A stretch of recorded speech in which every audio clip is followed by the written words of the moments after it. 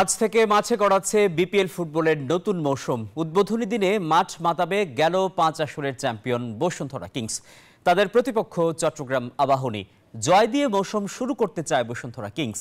দিনের অন্য দুই ম্যাচে ব্রাদার্স ইউনিয়নের মুখোমুখি হবে বাংলাদেশ পুলিশ আর ঢাকা মোহামেডানের প্রতিপক্ষ ওয়ান্ডারার্স। বহু প্রতিবন্ধকতা পার করে অবশেষে মাঠে গড়াচ্ছে বাংলাদেশ প্রিমিয়ার লিগ বিপিএল। প্রতিবারের মতো এবারের আসরেও বাজিমাত করতে প্রস্তুতি সেরেছে বসুন্ধরা কিংস। দেশি বিদেশি মিলিয়ে দারুণ একটি দল গঠন করেছে দেশের ক্লাব ফুটবলের জায়ান্টরা। নতুন কোচ তিতার প্রথম মিশন চ্যালেঞ্জ কাপে মোহামেডানকে উড়িয়ে শিরোপা ঘরে তুলেছে। এবার সামনে বিপিএল।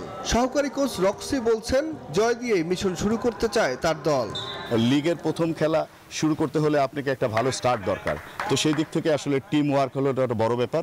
আমরা মোটামুটি এএফসি কাপে খেলতে গিয়েছিলাম, সেখান থেকে আমাদের অনেক কিছু শিখতে হয়েছে, অনেক ভুলভ্রান্তি ছিল, সেটা আমরা শুধরে এখন একটা মোটামুটি একটা ভালো পর্যায়ে আছি। কিংসের গোলকিপার শ্রাবণ জানান, ম্যাচ বাই ম্যাচ খেলে শিরোপার দিকে নজর দিতে চান তারা। তবে প্রথম ম্যাচে চট্টগ্রাম আবাহনীকে শক্ত প্রতিপক্ষ মানছেন এই কিপার। মাঠে প্রতিপক্ষ শক্তিশালী হোক আর দুর্বল হোক, প্রতিপক্ষই, তো আমরা ওইরকম ভাবে ওদের বিপক্ষে মাঠে নামব।